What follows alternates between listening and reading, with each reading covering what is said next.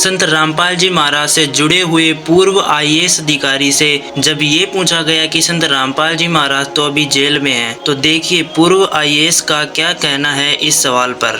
इन सारे चमत्कारों को देखने के बाद कभी आपके मन में ये संशय कभी आया कि जिस संत से मैंने नाम ले लिया उसकी इतनी सिंपल साधारण वेशभूषा है, इतने कम संख्या में श्रद्धालु हैं, इतने कम श्रद्धालुओं के जिन्हें उंगलियों पर गिना जा सकता है, कभी संशय आया आपके मन में उनके प्रति अविश्वास?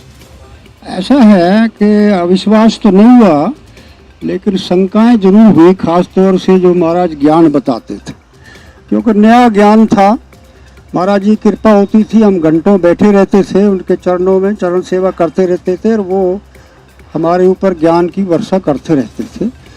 तो उस पर शंका जरूर थी, भाई कबीर को ये महाराज भगवान बताते, तो इस पर थोड़ा सा कई बार हमको शंका होती थी। लेकिन महाराज ने धीरे धीरे धीरे धीरे वह अपनी वाणी से, संतों की वाणी से, और जो कबीर साहब ने लीलाएं करी, वो हमारी शंका वो भी दूर हो गई।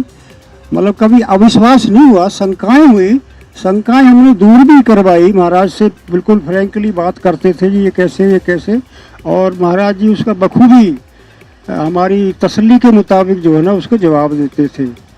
तो मतलब कभी अविश्वास नहीं हुआ आपको?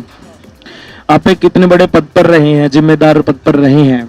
संत रामपाल जी महाराज करौंथा की घटना के बाद जेल में रहे, 2014 की बरवाला की घटना के बाद भी जेल में रहे, आज भी संत रामपाल जी महाराज जेल में हैं।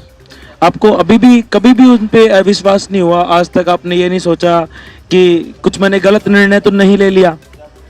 बिल्कुल नहीं हुआ। करौथा की जहाँ तक बात है, जब वो जेल में गए तो मैं बहुत दुख हुआ। मुझे दुख क्यों हुआ कि एक इतने उच्च कोटि के संत को एक झूठे लोगों के आरोपों में, आर्य समाजियों से महाराज का वाद विवाद चलता था, उनको बेवजह अरेस्ट कर दिया और आश्रम को तहस नहस कर दिया। तो एक इस पे मुझे कई बार आंसू आ जाते थे कि भाई अब आप देखिए, बाहर आते हैं महाराज जी, अंदर होते हुए बाहर आते हैं। जैसे केरल में आपने देखा होगा, एक भक्त के साथ पुस्तक सेवा करवाई। यहाँ बरवाला के यहाँ गांव में एक वो पावड़ा, उसमें एक भक्त थे बलबीर, और उनकी कहानी सुनो तो आप हैरान रह जाओगे। हाँ सर, हमने कई साक्षात्कार देखे हैं ऐसे। उसका भी देखा होगा, क्योंकि उसमें मैंने ही जो है ना आग्रह करके उनके गांव में उनका इंटरव्यू दिलवाया था। तो उनको साक्षात कबीर परमात्मा और गुरुजी दोनों, वो 3 दिन रोता रहा कि मुझे ये तो बता दो मैंने जाना कहाँ है। तो हवाई जहाज आया और उनके आंगन में उतरा, उनको ले गए। स्वप्न की बात नहीं है ये बिल्कुल साक्षात है, सुबह सुबह की बात है। और उनको जहाँ सतलोक, जहाँ उनका घर है, उसके नज़दीक उतारा, और वहाँ से जो संस लोग हैं भाग के आए, गले मिले और उनको कहा, जैसे उन्होंने इंटरव्यू में बताया, मुझे बताया, मैं तो उसके बाद 2-3 बार उनके वहाँ होके आया, क्योंकि मुझे बहुत अच्छा लगा। तो उन्होंने कहा कि भक्तों ने चलो हम आपको घर बताते हैं। तो महाराज ने कहा नहीं, अभी ये परमानेंटली नहीं आए हैं, अभी इनका शंका दूर करने आए हैं। इनको शंका थी कि आप ये सतलोक आएंगे कि नहीं आएंगे। और उनका जैसे नामदान हुआ, वो उसकी भी एक इंटरेस्टिंग कहानी है, अगर आप इजाज़त दें तो वो भी बता देता हूँ। सर ये सारी जानकारी भी आपसे लेंगे, क्योंकि काफ़ी लंबी चली जाएगी वीडियो, हमें कम समय में ज़्यादा चीज़ें भी कवर करनी है। दर्शकों के भी कुछ सवाल हैं, तो मैं अगला। जेल शब्द अगर किसी व्यक्ति के चरित्र से जुड़ जाए तो उसकी गरिमा पर सवाल उठाना लाजमी बात है। लेकिन क्या किसी व्यक्ति के जेल जाने के बाद उसको घृणा या संदेह की दृष्टि से देखना जरा सही है? दोस्तों, जेल जाने के बहुत से कारण हो सकते हैं और कभी कभी उद्देश्य भी। माना कि दुराचारी, भ्रष्टाचारी होकर भी जेल जाते हैं, और ऐसे व्यक्तियों पर संदेह करना या उनकी बेगुनाही पर संदेह करना स्वाभाविक है। लेकिन ज़रूरी नहीं कि जेल जाने वाला हर व्यक्ति कुकर्मी, चोर या बदमाश हो। कुछ लोग परमार्थ समाज सुधारक के उद्देश्य को पूरा करने के लिए भी जेल जैसी प्रताड़नाएं स्वीकार करते हैं। जहां एक तरफ भगत सिंह, सुखदेव राज, जैसे देश प्रेमी हंसते हंसते फांसी चढ़ गए, तो वहीं दूसरी ओर महात्मा गांधी जैसे राष्ट्रीय पिता जेल का कष्ट सहकर जेल जाने की मिसाल कायम कर गए। श्री कृष्ण का तो जन्म ही जेल में हुआ था, लेकिन फिर भी इंसान आज उन्हें भगवान मानकर पूजते हैं। ईसा मसीह ने सत्य कहा तो जनता ने उन्हें सूली पर टांग दिया। अब वर्तमान में उन्हें गॉड कहकर संबोधित किया जाता है। इसी प्रकार गुरु नानक देव जी को उस समय बाबर की जेल में रखा गया।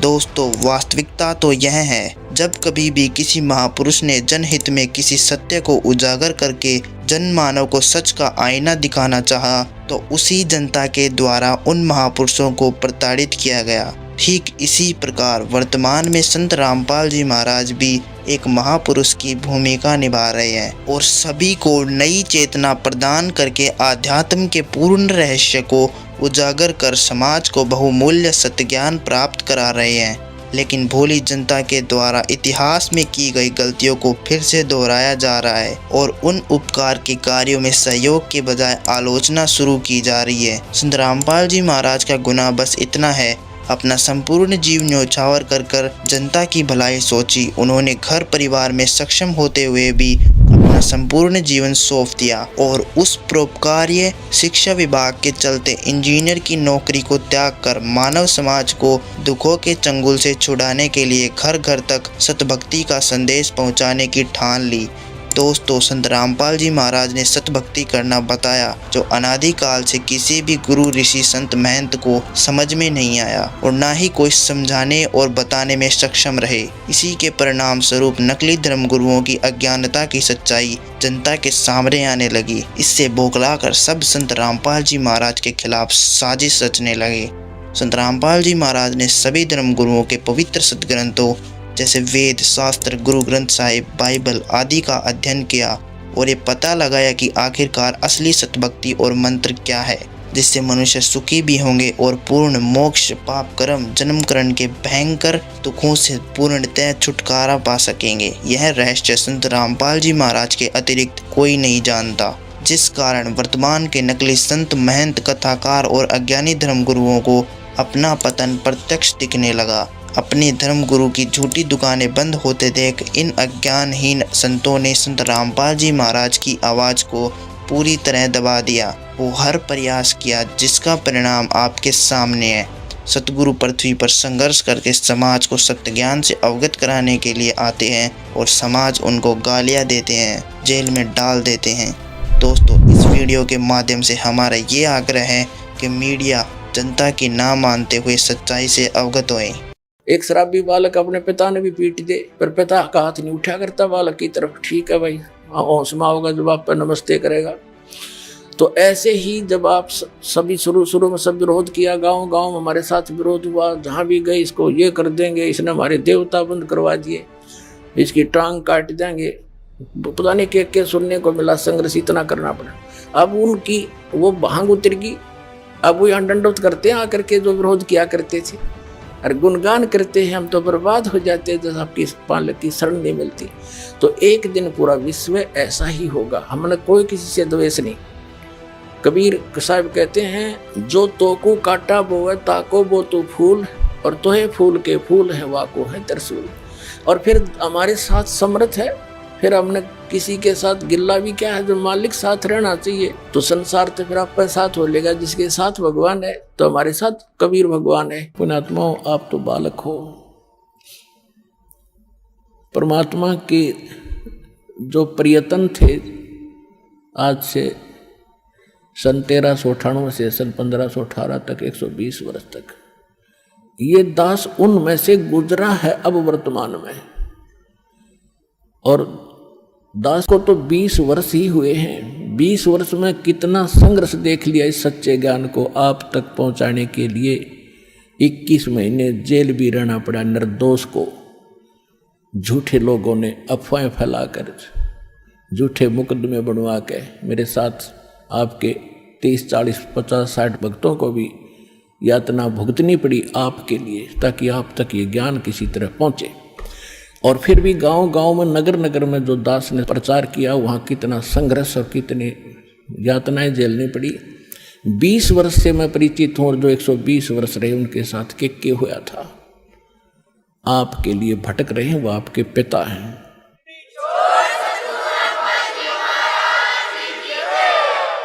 और आपने काल की भांग पी रखी, माया की। आपका यो नशा उतरता कोई ना। इस गंदे लोक में सड़न लग रहे हो और सब अपने आप में टीटी पा करे हैं। थोड़ी सी पोस्ट मिल गई, कोई बन गया छोटा सा अधिकारी, ने सोचा बस हो गया सब कुछ। अब तो ये तेरी पिछली कमाई है 10, 20, 50 वर्ष की, और फिर आगे अगले में क्या होगा तेरे साथ। फिर पीछे तू पशुआ की जय गद्दा बैल बनाई, ये 56 भोग कहा मन भोरे कि कुरडी चढ़ने जाए। आपकी वहां बुद्धि नहीं जाती, भगवान की बुद्धि वहां जा रही है, आपको समझा रहे हैं। इसको जोर दे, इसके ऊपर कुछ विचार कर, विवेक कर, तेरा भविष्य सुधरेगा। इस जन्म में भी सुख तुझे, परलोक भी सुखी होगा तेरा। आपके लिए भटक रहे हैं भगवान। कबीर ये माया अटपटी, सब गट आन अड़ी, किस किस को समझाऊं या कुएं भांग पड़ी।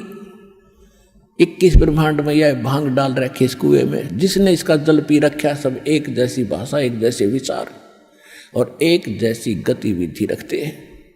अब इस सत्संग से, परमात्मा के इन विचारों से आपकी ये एंटीबायोटिक टेबलेट कैप्सूल है, ये खाने से आपकी भांग उतरेगी, आपका नशा उतरेगा, आपकी आत्मा तड़फ उठेगी। अरे तेरा गजब जुल्म कर रहे हम अपना हित भी नहीं देख रहे, पर हित की तो बात बहुत दूर है। जब हम अपना हित देखेंगे तब हम परहित भी कर सकते हैं। जब तक हम अपना हित नहीं देख सकते तो हम परहित नहीं कर सकते, चाहे कितनी बात बना ले। आज आप देख रहे हो जिन आपके भाई बहनों ने अपना हित देखा कि हम कल्याण करवाएं, अपना भक्ति करें, और उनके घरों में कितना सुख, और फिर वो परहित कर रहे हैं। यहाँ देखो आप आते हो, आपके लिए बिछे बिछाए मैट मिलते हैं, बनी बनाई रोटियां मिलती हैं, चाय तैयार मिलती है, प्रसाद तैयार मिलता है, हलवा तैयार मिलता है, खीर तैयार मिलती है। ये परमार्थ करना सीखेगा जिसने अपना हित सोच लिया कि मेरा हित इसमें है। अपने पेट के लिए तो हमारे दादे परदादे मर गए, 100 वर्ष धक्के खा के भटक गए, यो पेट पूरा ना हुआ। और जब हम परमार्थ करेंगे, जब देखना अपना भी हित होगा और पूरे विश्व का भी हित इसी में होगा।